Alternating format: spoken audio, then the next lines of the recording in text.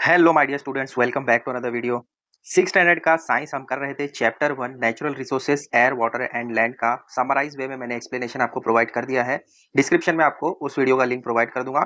आज की वीडियो में हम इस चैप्टर का क्वेश्चन एंड आंसर पूरा डिटेल में समझेंगे, तो पूरा एक्सप्लेनेशन एंड तक जरूर देखिएगा। आइए क्विकली स्टार्ट करते हैं आज का ये वीडियो। तो फर्स्ट क्वेश्चन है आपका, फिल इन द ब्लैंक्स। इसमें A, the layer of ozone gas absorbs dash rays that come from the sun to the earth. Question ये पूछा जा रहा है कि ओजोन गैस जो है वो कौन सी रेस को अब्सॉर्ब करती है। मैंने आपको बताया था कि ये जो हमारा अर्थ है, इस अर्थ के ऊपर एक ओजोन लेयर है इस तरीके का। ओजोन क्या है? O3, जो हमारी अर्थ को कवर किए हुए है।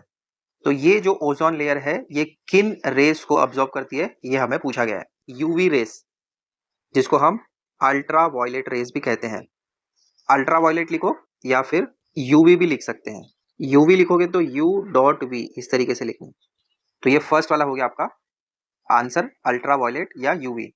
सेकंड है, of the total water available on the earth fresh water forms dash percent. कितना परसेंट है फ्रेश वाटर? 0.3%। और थर्ड वाला यानी सी है, both dash and dash constituents are present in the soil. कौन कौन से कॉन्स्टिट्यूएंट है मैंने आपको बताया था। लिविंग थिंग भी है और नॉन लिविंग थिंग भी है। तो लिविंग थिंग को हम क्या कहते हैं? बायोटिक। तो यहां पर लिख दो, स्पेस कम है तो अपने हिसाब से एडजस्ट कर लेना। बायोटिक को लिविंग थिंग कहा जाता है। बायो का मतलब लाइफ होता है, ठीक है। और अबायोटिक, तो इसमें आ जाएगा अबायोटिक, जिसको नॉन लिविंग थिंग कहा जाता है। सॉइल में ये दोनों चीजें प्रेजेंट होती है। बायोटिक में क्या होता है मैंने आपको बताया था वहां पर भी जब एक्सप्लेन किया था। जो एनिमल्स होते हैं, डेड एनिमल्स, वो सारे उसमें माइक्रो ऑर्गेनिज्म, ये सारे बायोटिक में आते हैं। और अबायोटिक में सॉइल है, रॉक है, सैंड है, ये सारी चीजें अबायोटिक में आती है। तो ये हो गया आपका fill in the blanks. Main question 2 आपको दिया है, why it is said that, मतलब ऐसा क्यों कहा जाता है। फर्स्ट वाला क्वेश्चन इसमें है, the ozone layer is a protective shield of the earth. Ozone layer को प्रोटेक्टिव शील्ड क्यों कहा जाता है अर्थ का। तो इस टाइप के क्वेश्चन आपको गिव रीजन में भी पूछे जा सकते हैं। तो इसमें फर्स्ट पॉइंट देखो हमने लिखा है, द अल्ट्रा वायलेट यानी UV rays coming from the sun are very harmful for the living things. तो यूवी रेज जो सन से आती है, मैंने अभी आपको थोड़ी देर पहले भी बताया, वो सारी हमारे लिए बहुत हार्मफुल होती हैं। जो भी लिविंग थिंग्स हैं उनके लिए यूवी रेज बहुत हार्मफुल है। अगर डायरेक्टली आप यूवी रेज ले लोगे तो आपको स्किन कैंसर हो सकता है, स्किन की बहुत सारी प्रॉब्लम्स हो सकती हैं। सेकेंड पॉइंट है, ozone layer present in the lower stratosphere absorb the UV rays and prevent them from reaching the earth. As a result life on earth is protected. अब इसमें बहुत सारी चीजें हैं जिसको आपको ध्यान देना है। देखो, ओजोन लेयर जो प्रेजेंट है लोअर स्ट्रेटोस्फीयर में, ये अब्सॉर्ब करता है यूवी रेस को, यानी अपने अंदर खींच लेता है। और प्रिवेंट करता है। प्रिवेंट करना मतलब क्या? यानी रोकना। किस चीज को रोकता है? यूवी रेस को रोकता है। कहां पर? अर्थ पर आने से, reaching the earth. As a result life on earth is protected. इसी वजह से ओजोन लेयर जब यूवी रेस को अब्सॉर्ब करता है, तो इस वजह से हमारी जो लाइफ है अर्थ पर, वो प्रोटेक्टेड रहती है। देयरफॉर हम कह सकते हैं ozone layer is protective shield of the earth. समझा? तो नोट करना है तो वीडियो पॉज करके इस आंसर को नोट कर लो। क्वेश्चन बी इसमें है, वाटर इज लाइफ। क्यों ऐसा कहा जाता है कि वाटर लाइफ है? तो इसमें फर्स्ट पॉइंट हमने दिया है, water is a good solvent and it dissolve many substance. मैंने आपको बताया था सॉल्वेंट क्या होता है। सॉल्वेंट वो होता है जो सोल्यूट को डिसॉल्व करता है। मतलब सिंपल सी चीज, अगर मैं एग्जांपल दूं, सॉल्ट आपका सोल्यूट है और वाटर सॉल्वेंट है। तो वाटर को यूनिवर्सल सॉल्वेंट कहा जाता है बिकॉज वो बहुत सारी चीजों को अपने अंदर डिसॉल्व कर लेता है। तो ऐसे बहुत सारे सब्सटेंस आपको मिल जाएंगे जो वाटर में डिसॉल्व हो जाते हैं, इसीलिए वाटर को गुड सॉल्वेंट कहा जाता है। और सेकेंड पॉइंट है, the human blood is made of 70% water. हमारा जो ब्लड है, ह्यूमन ब्लड, उसमें 70% वाटर होता है। And the shape of plant also contains a very high proportion of water. और प्लांट वगैरह भी अगर आप देखते हो, कभी अगर प्लांट कट होता है तो वहां पर भी आपको ऑब्जर्व करने को मिल जाएगा कि उसके अंदर बहुत हाई प्रोपोर्शन का वाटर होता है। कभी किसी प्लांट को आप ब्रेक करके देखो, तोड़ कर देखो, तो उसमें से आपको बहुत सारा वाटर निकलता हुआ दिख जाएगा। थर्ड पॉइंट दिया है, all the life processes would not take place in the absence of water. तो हमारी जो भी लाइफ प्रोसेस चल रही है वर्ल्ड में, वो वाटर के एब्सेंस में बिल्कुल चल ही नहीं पाएगी और इस तरीके से हमारी लाइफ रुक जाएगी। Next point, hence without water no living organism can survive. मैंने आपको एक्सप्लेनेशन में भी बताया था कि विदाउट वाटर हम सर्वाइव कर ही नहीं सकते, बिकॉज जो डेली लाइफ में आपका वाटर का यूज है, आप देखो मॉर्निंग से जब आप उठते हो तो ब्रशिंग टीथ, बाथिंग, आपका जो खाना वगैरह पकाना है, वॉशिंग करना है, यूटेंसिल्स है, बर्तन वगैरह धोना है, सब चीजें वाटर पर डिपेंड है। अगर वाटर नहीं होगा तो हम सर्वाइव ही नहीं कर सकते। और डेली हमें 3 से 4 लीटर पानी पीना पड़ता है, तो बिना पानी के आप सर्वाइव कर ही नहीं सकते। इसीलिए कहा जाता है therefore it is said that water is life. बिना वाटर के लाइफ हो ही नहीं सकती, इसीलिए वाटर को ही हम लाइफ कहते हैं। समझा? अब आइए थर्ड वाला देखते हैं, C. Sea water is useful even though it is not portable. Sea water जो है वो यूजफुल तो है, लेकिन हम उसको, पोर्टेबल का मतलब क्या होता है? मतलब हम उसको यूज नहीं कर सकते एज अ ड्रिंकिंग। पोर्टेबल का मतलब ड्रिंकिंग वाटर होता है, बट यहाँ पर लिखा है नॉट पोर्टेबल, मतलब उसको हम एज अ ड्रिंकिंग यूज नहीं कर सकते। तो सी वाटर हमारे लिए यूजफुल तो है, इवन दो हम उसको एज अ ड्रिंकिंग यूज नहीं कर सकते। तो फर्स्ट पॉइंट है, many fish and aquatic animals live in sea water. तो बहुत सारे फिश हैं, एक्वेटिक एनिमल्स है। एक्वेटिक एनिमल्स में और फिश के अलावा क्या क्या है? क्रैब्स, जिसको आप केकड़ा कहते हैं, फिर उसके अलावा प्राउंस है, झींगा जिसको कहा जाता है, फिर ऑक्टोपस है। ऐसे बहुत सारे एक्वेटिक एनिमल्स हैं जो सी वाटर में रहते हैं, लीव करते हैं। सेकेंड पॉइंट है, the water from the sea evaporates to form clouds which brings rain. ये बहुत इंपॉर्टेंट पॉइंट है सेकेंड वाला, इसको आप स्टार मार्क कीजिए। सेकेंड पॉइंट में बताया जा रहा है कि जो वाटर है सी का, वो इवापोरेट हो जाता है। इवापोरेट होना मतलब जब ज्यादा तेज गर्मी होती है या नॉर्मल टाइम पर भी पानी जो है नीचे ग्राउंड से अप साइड में इवापोरेट हो जाता है, यानी उड़ जाता है, वेपर बनकर क्लाउड में चला जाता है, और वही हमें बाद में रेन के फॉर्म में मिलता है। तो सी वाटर इवापोरेट होता है और वही हमें फ्रेश वाटर मिलता है रेन के द्वारा। Third point, sea water also helps the land to cool due to breezes. आप समंदर के नजदीक जब भी आप जाओगे तो वहां पर आपको कूलनेस दिखेगा ड्यू टू ब्रीज, मतलब वहां की जो हवाएं हैं, ठंडी हवाएं, वो वाटर के थ्रू ही होता है। तो इस वे में भी ये सी वाटर हमें काम देता है। नेक्स्ट पॉइंट है, the salt and minerals are also obtain from sea water. Salt मिलता है, आपने देखा होगा जो नमक वगैरह हमें मिलता है वो इसी सी वाटर से मिलता है। इसको एक प्रोसेस के द्वारा किया जाता है, सॉल्ट बनाया जाता है, और उसी वाटर से हमें मिनरल्स भी मिलता है। तो ये सी वाटर इस वे में भी हमें बहुत काम देता है, सॉल्ट एंड मिनरल्स मिलते हैं इससे। नेक्स्ट है, corals and pearls are obtain from sea animals.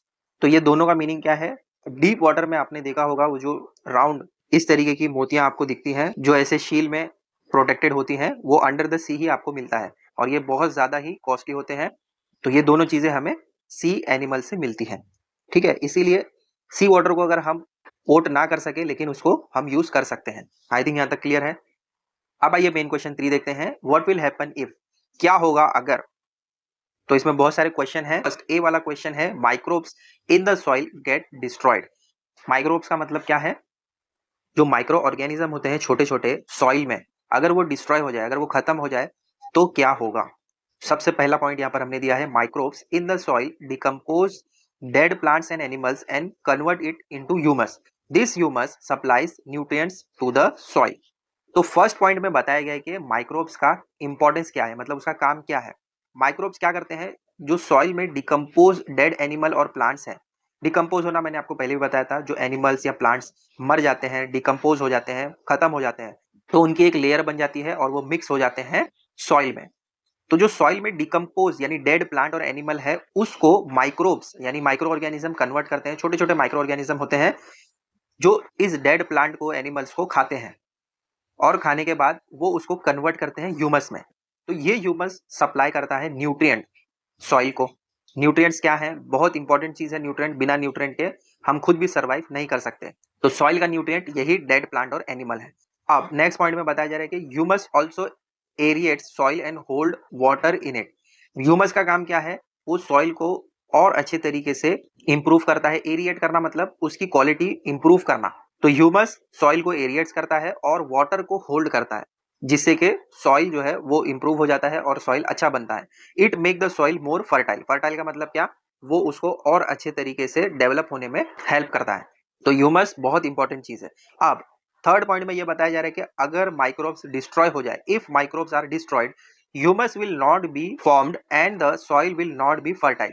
अगर ह्यूमस ही नहीं बनेगा तो आपका सॉइल जो है वो फर्टाइल नहीं होगा, making it unsuitable for growth of plants. Also dead and decaying matter will accumulate on land.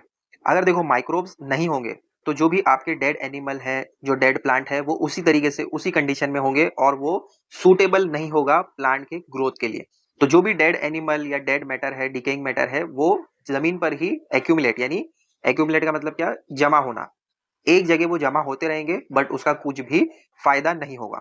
तो माइक्रोब्स का होना बहुत जरूरी है, बिकॉज माइक्रोब से हमें ह्यूमस मिलता है और ह्यूमस जो है वो सॉइल की क्वालिटी को इंप्रूव करता है, वाटर को होल्ड करता है और सॉइल को फर्टाइल बनाता है। फर्टाइल मतलब उसकी क्वालिटी को इस तरीके से इंप्रूव करता है ताकि जो आपको सीड वगैरह आपने पुट की है सॉइल में, उसको अच्छे तरीके से जर्मिनेट होने में ये फर्टाइल का होना बहुत जरूरी है। अगर फर्टिलिटी ठीक नहीं होगी तो आपका जो प्लांट है वो ठीक तरीके से ग्रो नहीं होगा, और माइक्रोब्स इसमें बहुत ज्यादा इंपॉर्टेंट रोल प्ले करते हैं, इसीलिए माइक्रोब्स का होना बहुत जरूरी है। अगर माइक्रोब्स डिस्ट्रॉय हो जाएंगे तो आपका जो प्लांट है वो ठीक तरीके से ग्रो नहीं होगा। समझा? अब आइए सेकंड बी वाला देखते हैं। The number of vehicles and factories in your surroundings increases. तो अगर आपके आसपास व्हीकल्स यानी जो आप मोटरसाइकिल, कार है, ट्रक्स हैं, या फिर फैक्ट्रीज, व्हीकल्स या फिर फैक्ट्रीज की क्वांटिटी मतलब उनका नंबर्स इंक्रीज होता है व्हीकल्स या फैक्ट्रीज का आपके सराउंडिंग में, तो उससे आपको क्या फर्क पड़ेगा? तो फर्स्ट पॉइंट यहाँ पर हमने दिया है, vehicles and factories are the major cause of air pollution. आपने देखा होगा जहां पर भी फैक्ट्रीज है या फिर जो व्हीकल्स हैं, ट्रैफिक सिग्नल वगैरह पर चले जाओ, वहां पर बहुत सारे व्हीकल्स आपको मिल जाएंगे। तो स्मोक यानी जो धुआं वगैरह निकलता है व्हीकल से, वो एयर पोल्यूशन क्रिएट करता है। और इसी तरीके से जो फैक्ट्रीज है, आपको एक्सप्लेनेशन में भी बताया था, फैक्ट्रीज से भी बहुत सारा एयर पोल्यूशन निकलता है। तो ये दोनों मेजर कॉज है, मतलब इन दोनों से बहुत ज्यादा एयर पोल्यूशन होता है, ये मेजर कॉज है। सेकंड पॉइंट दिया है, they release harmful gases like carbon dioxide, carbon monoxide and sulphur dioxide into the air. Harmful substance में मैंने आपको बताया था कि जब भी कंबशन होता है फ्यूल का, तो वहां पर आपको बहुत सारी हार्मफुल गैसेस निकलती हुई ऑब्जर्व होगी। तो उसमें हार्मफुल गैसेस में कौन कौन सी हैं? कार्बन डाइऑक्साइड है, कार्बन मोनोऑक्साइड है और सल्फर डाइऑक्साइड है। ये तीनों बहुत ज्यादा हार्मफुल हैं जो एयर में मिक्स हो जाती हैं। थर्ड पॉइंट है, these pollutants are harmful to the environment and to the people living in the surrounding area.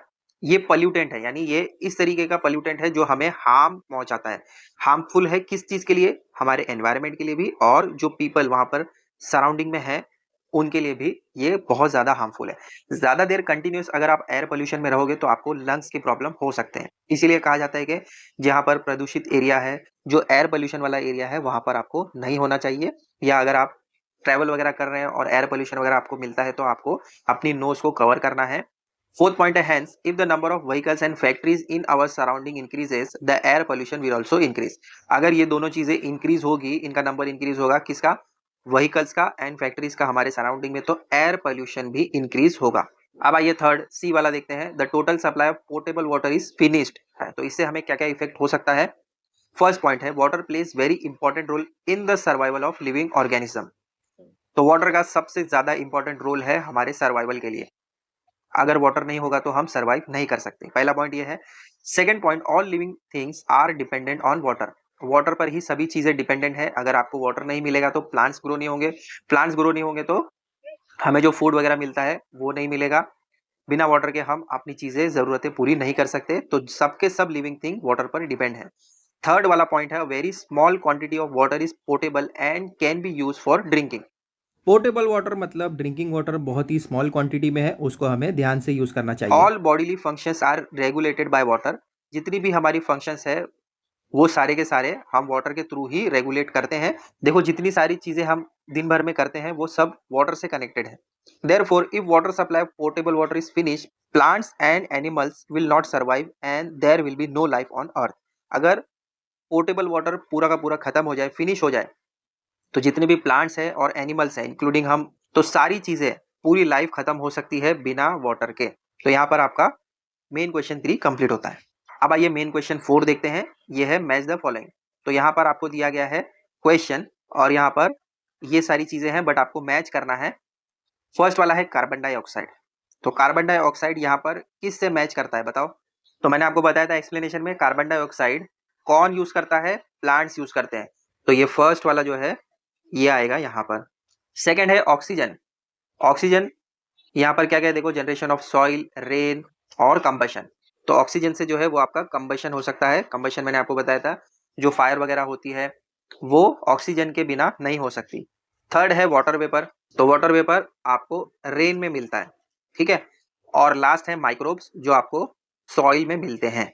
तो अगर आपको आंसर लिखना है तो इस तरीके से आप लिख सकते हैं, फर्स्ट वाले का आंसर जो है वो सी है, सेकेंड वाले का आंसर डी है, थर्ड वाले का आंसर बी है और फोर्थ वन का आंसर है ए। और एग्जाम में इसी तरीके से आपको लिखना है। ये मैच करने को कहा जाता है, बट ये इस तरीके से मैच करोगे तो कभी कभी समझ नहीं आता कि कौन सा किसका है। तो आंसर आपको इस तरीके से ही लिखना है, फर्स्ट का सी है, सेकंड का डी है, देखो सेकंड डी पर जा रहा है, थर्ड वाटर वेपर बी है तो थर्ड का बी है, फोर्थ वन माइक्रोब्स, ए है जनरेशन ऑफ सॉइल। कर लो इसको भी नोट। फिफ्थ वाला है नेम द फॉलोइंग, इसमें ए कॉन्स्टिट्यूएंट्स ऑफ द बायोस्फीयर। तो बायोस्फीयर में कौन कौन से कॉन्स्टिट्यूएंट है ये हमें बताना है। तो ये है atmosphere, hydrosphere, lithosphere and all living things on earth. Biosphere का मतलब क्या, देखो बायो मैंने आपको पहले भी बताया है, बायो मतलब लाइफ। और स्पीयर का मतलब क्या होता है, स्पीयर एक राउंड सर्कल इस टाइप का होता है, इसको कहा जाता है स्पीयर। एक सर्कल समझ लो। तो बायो का मतलब लाइफ, लाइफ में जो आपको सर्कुलेट दिख रहा है क्या क्या है, एटमोस्फियर है जो एयर वाली चीजें हैं, हाइड्रोस्फीयर जिसमें वाटर आता है, हाइड्रो का मतलब वाटर होता है, लिथोस्फीयर जो आपका लैंड है। तो ये तीनों चीजें जो हैं ये लिविंग थिंग से रिलेटेड है, समझा। बी वन है biotic constituents of soil. Biotic का मतलब जो लिविंग थिंग है, सॉइल में कौन कौन से लिविंग थिंग है कॉन्स्टिट्यूएंट में बताओ। माइक्रोब्स जो माइक्रो ऑर्गेनिज्म होते हैं छोटे छोटे, वर्म्स, इंसेक्ट जो कीड़े वगैरह होते हैं सॉइल में आपने देखे होंगे, बोरोइंग रोडेंट, रोडेंट क्या होते हैं, जो रेड और रेड का फीमेल वर्जन होता है वो रोडेंट होते हैं, और रेड आपको पता है जो मेल वर्जन है। इसी तरीके से माइस है, roots of trees and plants, ये सारी चीजें आती हैं बायोटिक कॉन्स्टिट्यूएंट ऑफ सॉइल में। थर्ड वाला है फॉसिल फ्यूल, तो इसमें आता है crude oil from which we get kerosene, petrol, diesel, paraffin, wax and tar. तो ये फॉसिल फ्यूल में आता है। डी वाला है inert gases in air. Inert का मतलब मैंने आपको बताया था, इनर्ट गैसेस वो गैसेस हैं जो एक दूसरे से रिएक्ट नहीं करती हैं। यहाँ पर कुछ दिया है, नियॉन है, आर्गन है, हीलियम है, क्रिप्टॉन है, जेनॉन है, ठीक है। ये सारे इनर्ट गैसेस हैं एयर में, ये ऐसी गैसेस हैं जो दूसरों से रिएक्ट नहीं करती हैं, ये स्टेबल गैसेस हैं। फिफ्थ है gases that are harmful to ozone layer. तो ओजोन लेयर क्या है, प्रोटेक्टिव शील्ड है। अगर ये अर्थ है हमारा तो उसके बाहर एक ओजोन लेयर है, जो मैंने आपको बताया था एक्सप्लेनेशन में भी। अब ये ओजोन लेयर को कुछ चीजें खराब कर रही है, मतलब इसको डिप्लीट कर रही है, इसको ब्रेक कर रही है। तो वो कौन कौन सी गैसेस हैं, दो गैसेस मैंने आपको बताए थे, CFC जिसको क्लोरोफ्लोरोकार्बन कहा जाता है, और सेकंड वाला है कार्बन टेट्रा क्लोराइड। तो ये दो गैसेस ओजोन लेयर को डिस्ट्रॉय कर सकती हैं, इफेक्ट कर सकती हैं। और ये दो गैसेस कहाँ पर मिलती है मैंने आपको बताया था एक्सप्लेनेशन में भी, रेफ्रिजरेटर जिसका अल्टरनेट अब आ चुका है, और दूसरा एयर कंडीशन, AC वगैरह में भी ये गैसेस पहले यूज होती थी, बट अब बहुत सारे लोग इसका अल्टरनेट यूज कर रहे हैं। लेकिन कुछ केमिकल्स ऐसे हैं जिनको मिलकर ये गैसेस फिर से बन सकती हैं। तो ये दो गैसेस हमारे अर्थ पर नहीं होनी चाहिए ताकि हमारा ओजोन लेयर प्रोटेक्टेड रहे। मेन क्वेश्चन 6 है ट्रू और फॉल्स। इसमें फर्स्ट क्वेश्चन है land and soil are the same thing. Land and soil क्या सेम चीज है, तो बताओ ये ट्रू है या फॉल्स है। तो ये है फॉल्स। क्यों फॉल्स है, क्योंकि देखो लैंड जो है वो कंसिस्ट करता है स्टोन्स, और सॉइल जो है वो बिग रॉक होते हैं उसमें, तो ये दोनों सेम नहीं है। सेकंड है the water in a lake is called a ground water. तो ये भी फॉल्स है। क्यों फॉल्स है, इसका रीजन बताओ। ग्राउंड वाटर किसे कहते हैं, जो वाटर ट्रैप होता है बेड रॉक के बिलो, उसको ग्राउंड वाटर कहते हैं। बट ये जो वाटर लेक में है ये तो ग्राउंड के अपसाइड में है, इसीलिए इसको हम फॉल्स कह रहे हैं। थर्ड वाला है it takes about 1000 years to form a 25 centimetre thick layer of soil. तो एक्चुअली ये 25 नहीं है, 2.5 सेंटीमीटर है, तो ये भी होगा आपका फॉल्स, ठीक है। यहाँ पर सिर्फ हमें ट्रू और फॉल्स कहा गया है, स्टेटमेंट नहीं देना है। और लास्ट डी वाला है रेडन is used in decorative lights. तो ये भी फॉल्स है, चारों के चारों फॉल्स है। कौन सी गैस यूज होती है डेकोरेटिव लाइट्स में, जेनॉन यूज होती है, ठीक है। अब आते हैं लास्ट क्वेश्चन 7 पर। Answer in your own words, आपको ये अपने ओन वर्ड्स में लिखना है। इसमें ए क्वेश्चन है, फर्स्ट वाला question, explain with the help of a diagram how soil is form. Soil किस तरीके से बनता है ये आपको बताना है अपने ओन वर्ड्स में। तो टेक्स्ट बुक का आंसर भी आप लिख सकते हैं, मतलब टेक्स्ट बुक में जो चीजें आपको दी गई हैं उसी को कॉपी कर सकते हैं। फर्स्ट पॉइंट यहाँ पर हमने दिया है the soil on the land is formed by natural process, पूरा का पूरा नेचुरल प्रोसेस होता है, मैंने आपको बताया था एक्सप्लेनेशन में भी। सेकेंड पॉइंट है the abiotic components of soil are supplied through the weathering of the bedrock. Abiotic component use होते हैं। मैंने आपको डिटेल बताया था एबायोटिक कंपोनेंट जिसमें सॉइल होता है, मतलब ये नॉन लिविंग थिंग है सॉइल, जो सप्लाई होता है वेदरिंग ऑफ बेड रॉक से। थर्ड पॉइंट है due to heat cold wind and rain the bed rock breaks down into pieces. तो ये बहुत साल के बाद में क्या होता है, थाउजेंड ऑफ ईयर के बाद में हीट कोल्ड विंड और रेन की वजह से बेड रॉक, जो बड़े बड़े रॉक्स होते हैं, बड़े बड़े पत्थर जो होते हैं, वो ब्रेक डाउन होना चालू हो जाते हैं पीसेस में। तो ये जो स्मॉल पीसेस होते हैं वो फिर स्टोन, सैंड और सॉइल में कन्वर्ट हो जाते हैं।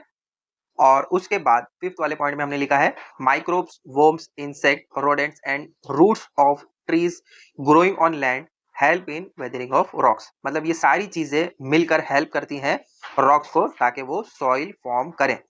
कौन कौन सी चीजें हैं, माइक्रोब्स, जिसको माइक्रो ऑर्गेनिज्म कहते हैं, बहुत छोटे छोटे ऑर्गेनिज्म होते हैं जिसको हम माइक्रोस्कोप से देख सकते हैं, इसीलिए इसको माइक्रो कहा जाता है। माइक्रोब्स में बहुत सारी चीजें आती हैं।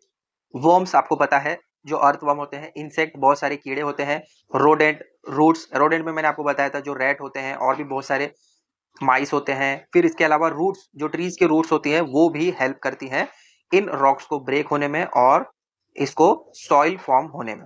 अब इसका डायग्राम हमने देखो किस तरीके से बना है। फॉर्मेशन ऑफ सॉइल लिखा है, अबायोटिक और बायोटिक दो कॉन्स्टिट्यूएंट है। अबायोटिक में क्या क्या है, विंड है जिसमें जान नहीं है वो अबायोटिक है, तो विंड है, रेन है, हीट है, कोल्ड है, ये सारे आपको अबायोटिक में मिलेंगे।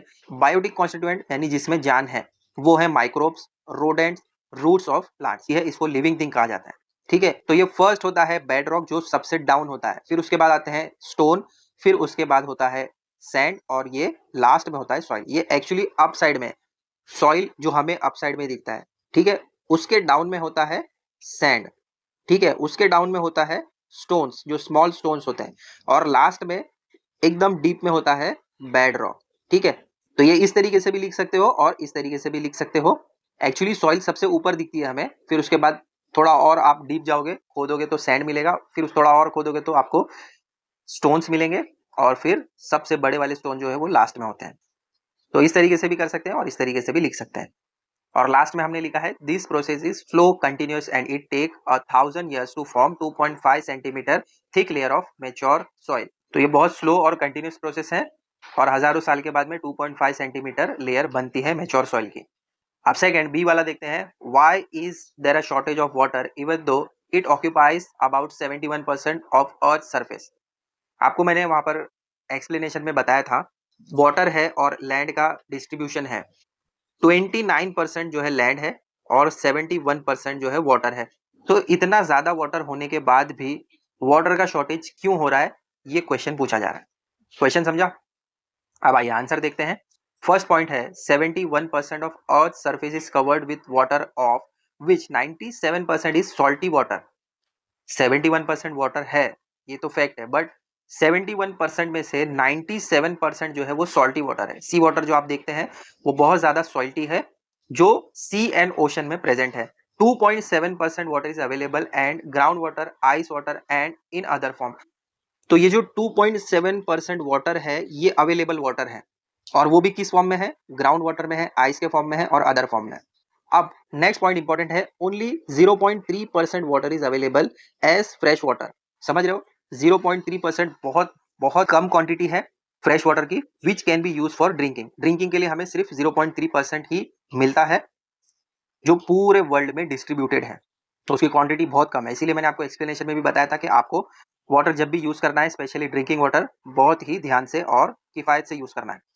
थर्ड पॉइंट है all the living organism require water to drink. सभी एनिमल्स को, प्लांट्स को और लिविंग थिंग को वाटर की जरूरत है ताकि वो उसको ड्रिंक कर सके। The water is use in the industry and also for farming. Drinking के अलावा वाटर देखो कहाँ कहाँ पर यूज होता है, एक तो इंडस्ट्री में और दूसरा फार्मिंग में, खेती वगैरह में भी काफी पानी यूज होता है। उसके अलावा कंस्ट्रक्शन में और भी बहुत सारी चीजों में पानी का इस्तेमाल किया जाता है, बट वहां पर हम ड्रिंकिंग का वाटर यूज नहीं करके नॉर्मल वाटर यूज कर सकते हैं। फोर्थ वाला पॉइंट है due to increasing population and uncontrolled usage we experience shortage of water. ये सबसे मेन पॉइंट है और इंपॉर्टेंट पॉइंट है, जो पॉपुलेशन इंक्रीज हो रहा है, इसके अलावा अनकंट्रोल्ड यूजेज जिस पर हमारा खुद का कंट्रोल नहीं है, इसकी वजह से शॉर्टेज ऑफ वाटर हो रहा है। अब नेक्स्ट क्वेश्चन सी वाला है, what are the various constituents of air. Air में कौन कौन से कॉन्स्टिट्यूएंट आपको मिलते हैं, राइट देयर यूजेस, उनके यूजेस भी लिखने हैं। तो एयर में हमें क्या क्या मिलता है, ऑक्सीजन मिलता है, कार्बन डाइऑक्साइड मिलता है, नाइट्रोजन मिलता है, इनर्ट गैसेज जो मैंने आपको बताए थे, argon, helium, xenon. Inert gases वो होते हैं जो दूसरों से रिएक्ट नहीं करते हैं। उसके अलावा आपको वाटर वेपर मिलता है और डस्ट पार्टिकल मिलता है। अब आइए इसके यूजेस देख लेते हैं। सबसे पहला है नाइट्रोजन जो 78% है। ठीक है, इसका यूज क्या है, helps in building necessary proteins, protein का बिल्डअप करने में नाइट्रोजन का यूज होता है, नाइट्रोजन हेल्प करता है उसमें। सेकंड है in production of ammonia, ammonia के प्रोडक्शन में भी नाइट्रोजन का इस्तेमाल होता है।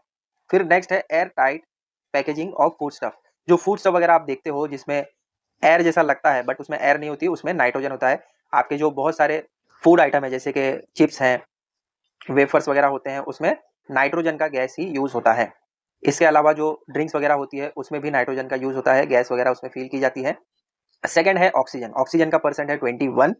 इसका यूज है यूज्ड इन कंबशन, कंबशन का मतलब मैंने आपको बताया था, जो जलने के लिए यूज किया जाता है या जो जलता है उसको कंबशन कहा जाता है।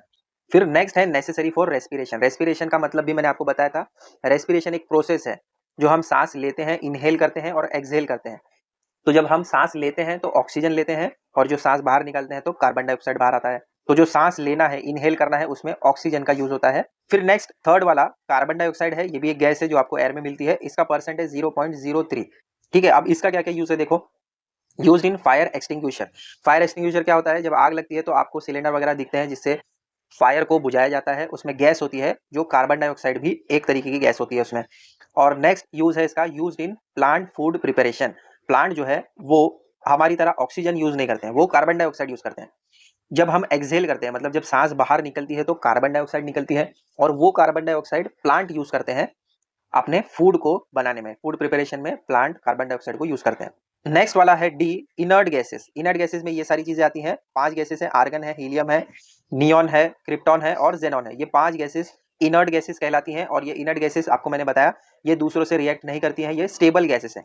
इसका परसेंटेज 0.9। अब ये किन किन चीजों में यूज होता है देखो, आर्गन जो है इलेक्ट्रिक बल्ब में यूज होता है, helium used in airship, next है नियॉन जो स्ट्रीट लाइट में यूज किया जाता है, क्रिप्टन जो है फ्लोरोसेंट ट्यूब्स को बनाने में यूज किया जाता है, जेनॉन जो है वो फ्लैश फोटोग्राफी में यूज किया जाता है। इसके अलावा ई जो है other constituent like dust, water vapour, इनका क्या यूज है, used in formation of cloud, fog, due etcetera. जो वाटर वेपर है या फिर डस्ट है, इनका काम क्या है, इनका यूज क्या है, ये क्लाउड को फॉर्म करने में, फॉग या फिर ड्यू को या ये इस तरीके से यूज होते हैं। और सेकेंड वाला यूज है spread sunlight in all the directions, मतलब ये वाटर वेपर और डस्ट के वजह से होता है या फिर जो अदर कॉन्स्टिट्यूएंट है उसकी वजह से ये स्प्रेड ऑफ सनलाइट होता है ऑल द डायरेक्शन में। आई थिंक क्लियर है पूरा।